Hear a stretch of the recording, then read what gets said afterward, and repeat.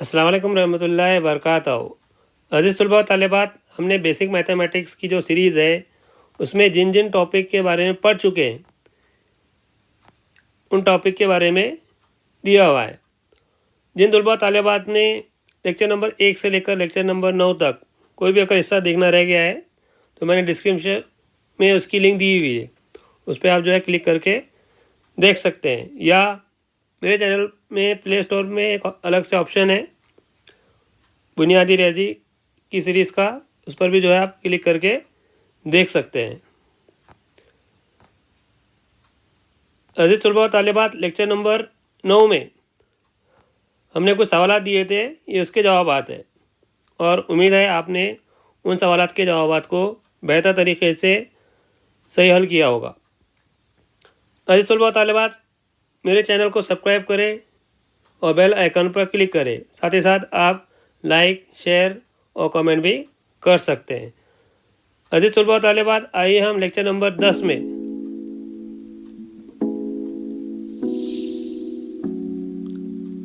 कसरों पर आमाल, जिसमें आज हम कसरों की जमा, तफरीक, ज़रब और तकसीम के बारे में सीखेंगे। पहला, हम नसब कसरों की जमा। हम नसब कसर किसे कहते हैं हमने लेक्चर नंबर 9 में देख चुके हैं। मिसाल 3/4 जमा 8/4, जैसा कि आपने देखा कि दोनों के नसबनुमा कैसे है, एक जैसे है, तो उसे क्या कहेंगे, हम नसब कसर। तो जब हम नसब कसर आ गई और दोनों कसरों के दरमियान अगर जमा की अलामत है तो उसे किस तरह हल करते हैं, आप ये तरीक़ेकार याद रखिए। नसबनुमा को जैसी की वैसी लिखना है और शुमा कुंदे में जो आदाद दिए हुए हैं उनकी क्या करना है, हासिले जमा करना है। आइए हम सवाल हल करते हैं। 3/4 जमा 8/4 मसावी, नसबनुमा जैसी के वैसी, और शुमा कुंदे में जो आदाद है वो लिखे और दोनों के दरमियान जमा की अलामत है तो हमने जमा लिखे। तो 3 में 8 मिलाने पर क्या हासिल होगा, 11 हासिल होगा। तो जवाब कितना आया, 3/4 जमा 8/4 का 11/4। तो ये हो गया हम नसब कसरों की जमा। इसी तरीके से आपको हम नसब कसरों की तफरीक भी आप कर सकते हैं।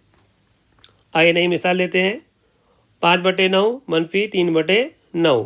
फिर जैसा कि आपने गौर किया कि नसबनुमा एक जैसा है, यानी ये कसर कौन सी है, हम नसब कसर है, लेकिन उन कसर के दरमियान तफरीक की अलामत है। तो उसे किस तरह हल करेंगे, जिस तरह आपने जमा किए थे उसी तरह हल करना है। सिर्फ वहाँ पर हमने दोनों कसरों के दरमियान जमा की अलामत थी तो हासिल जमा लिए थे, और यहाँ पे तफरीक है तो हमें क्या लेना है, हासिल तफरीक लेना है। तरीक़ाकार वैसी है, नसबनुमा जैसी की वैसी लिखना है और शुमा कुंदे में जो आदाद है वो लिखना है और दोनों के दरमियान तफरीक की अलामत है तो उसके क्या करना है, हासिल तफरीक लेना है। तो 5/9 मनफी 3/9 हमने नसबनुमा एक बार लिखे जैसी की वैसी, और शुमा कुंदे में जो आदाद है वो लिखें और दोनों दरमियान तफरीक की अलामत दिए। तो ये नसबनुमा हो गया और ये शुमा कुंदों की हासिल तफरीक हो गया। तो 5 में से 3 निकालने पर क्या हासिल होगा, 2/9 नसबनुमा जैसी के वैसी। तो 5/9 मनफी 3/9 का जवाब कितना आ गया, 2/9। तो ये हमने हम नसब कसरों की जमा और तफरीक देख लिए। अब आइए, अगर गैर हम नसब कसर दी हुई है तो उसकी जमा किस तरह करते हैं और तफरीक किस तरह करते हैं। तो गैर हम नसब कसर, मिसाल 3/5 जमा 1/4, जैसा कि आपने गौर किया नसबनुमा अलग अलग है, यानी ये क्या है, गैर हम नसब कसर है। तो हम किस तरह हल करेंगे इसे, सबसे पहले आपको गैर हम नसब कसर को हम नसब कसर में तब्दील करना पड़ेगा। उसके बाद जैसा हमने अभी इससे पहले अमल किए हम नसब कसरों की जमा, उसी तरह से क्या करना है, हल करना है। तो पहली स्टेप 3/5 नसबनुमा में 5 है और 1/4 के नसबनुमा में 4 है, तो दोनों को हम क्या कर सकते हैं, 20 बना सकते हैं। तो इसके लिए हमें 3/5 को क्या करना पड़ेगा, शुमा को इंदर नसबनुमा में कौन से 10 से ज़रब देना पड़ेगा, 4 से ज़रब देना पड़ेगा। तो क्या हो जाएगा, 3/5 मसावी क्या होगा, 3 × 4 / 5 × 4। मसावी, 3 चौक 12 और 5 चौक 20, तो 3/5 के कसर काय में कैसे हो गई तब्दील? 12/20 में। उसी तरीके से 1/4 नसबनुमा में क्या बनाना है हमें? 20, तो 1/4 के शुमा कुंदा नसबनुमा को क्या करेंगे? कौन सा 10 से ज़रब देंगे? 5 से ज़रब देंगे, तो क्या हो जाएगा? 1 ज़रब 5/4 ज़रब 5। हाँ, ज़रब देने पर क्या हासिल होगा? 5/20। तो जैसा कि आपने गौर किया, ये गैर हम नसब कसर को हमने हम नसब कसर में क्या किए? तब्दील किए। अब क्या करना है? इन हम नसब कसरों की क्या करना है? जमा करना है। तो 12/20 जमा 5/20, जिस तरह हमने हम नसब कसरों की जमा की है उसी तरीके से हल करना है। नसबनुमा जैसी की वैसी लिखना है आपको, और शुमा कुंदे में जो आदत दिए हुए हैं उनकी क्या करना है? हासिल जमा लेना है। तो 12 में 5 मिलाने पर क्या हासिल होगा? 17, 17/20। तो 3/5 जमा 1/4, इसका जवाब कितना आ गया? 17/20। इस तरह हमने गैर हम नसब कसरों की जमा किए। सबसे पहले गैर हम नसब कसर को हम नसब कसर में तब्दील किए, उसके बाद शुमा केंद्रों की हासिल जमा बटे नसबनुमा ये अमल किए। तो अगर गैर हम नसब कसरों की तफरीक करना है तो सेम इसी तरीके से हल करना है आपको, लेकिन दोनों कसरों के दरमियान तफरीक की अलामत है। तो आपको क्या करना है? सिर्फ शुमा केंद्रों की क्या करना है? हासिल तफरीक लेना है। आइए मिसाल देखते हैं। 4/3 मनफी 5/4 नसबनुमा कैसे है? अलग अलग है, गैर हम नसब है, तो उससे क्या करना है? हमें हम नसब कसर में तब्दील करना है। तो नसबनुमा में 5/3 के नसबनुमा 3 है और 5/4 के नसबनुमा 4 है, तो हम इससे क्या बना सकते हैं? 12 बना सकते हैं। 4/3 को कौन से 10 से ज़रब देना पड़ेगा? अगर नसबनुमा 12 बनाना है तो 4 से ज़रब देना पड़ेगा। तो 4/3 मसावी है 4 ज़रब 4/3 चौक क्या हो जाएगा? वो 12 हो जाएगा। तो हासिल ज़रब क्या आ गया? 4 चौक 16/3 चौक 12। उसी तरीके से 5/4 है, नसबनुमा में 4 है, उसे क्या बनाना है? हमें 12 बनाना है। तो कौन सा 10 से ज़रब देंगे?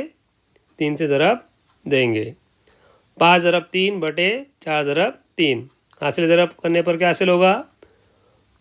5 तिया 15 और 4 तिया 12। 4/3 और 5/4 ये गैर हम नसब कसर को हमने हम नसब कसर में क्या किए? तब्दील किए। अब इन्हें क्या करना है? हमें तफरीक करना है। 16/12 मनफी 15/12 नसबनुमा जैसी कि वैसी, और शुमा कुंदों की क्या करना है? हासिल तफरीक करना है। तो 16 में से 15 निकालने पर क्या हासिल होगा? 1 हासिल होगा। तो 4/3 मनफी 5/4, उसका जवाब कितना आ गया? 1/12। अब आइए कसरों की ज़रब किस तरह करते हैं। 2/7 ज़रब 3/5, दोनों कसरों के दरमियान कौन सी अलामत है? ज़रब की अलामत है। बहुत आसान तरीका है अजीज़ तुलबा तालिबात। आपको शुमा कुंदे में जो अदद दिया हुआ है उसके हासिल ज़रब लेना है, बटे नसबनुमा में जो अदद दिए हुए है उसकी क्या करना है? हासिल ज़रब लेना है। तो तरीक़ाकार याद रखें।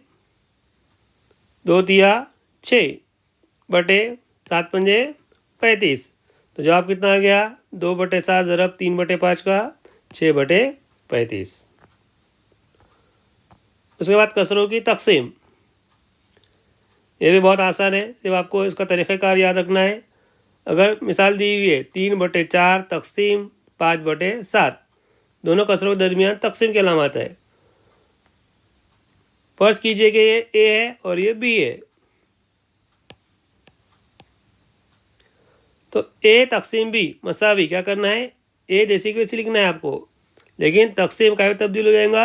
ज़रब में तब्दील होगा। तो ज़रब में जब तब्दील कर रहे हैं आप, तो बी वाला जो दिया हुआ है 5/7, उसको क्या करना है? उसका क्या लेना है? अमले माकूस लेना है।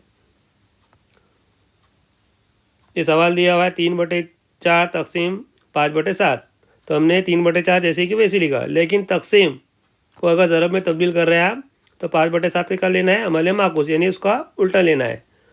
तो क्या होगा वो 7/5।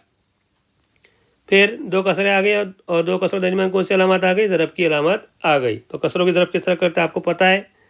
शुमाकुंदे को शुमाकुंदे ज़रब देना है और नसबनुमा को नसबनुमा से ज़रब देना है। तो क्या हो जाएगा? 7×21 = 5 × 20। 3/4 तकसीम 5/7 हासिल। उसका जवाब कितना आ गया? 21/20 आ गया। तो तलबा तालिबात, उम्मीद है आपने कसरों की जमा, ज़रब, तकसीम और तफरीक के बारे में आप समझ चुके होंगे। आइए हम लेक्चर नंबर 10 पर मुबनी जो सवालात दे रहा हूँ और उम्मीद करता हूँ कि आप ये सवालात के जवाब जो है दुरुस्त हल करेंगे। इंशाल्लाह मिलते हैं अगले वीडियो में। जज़ाकल्लाह, खुदा हाफिज़।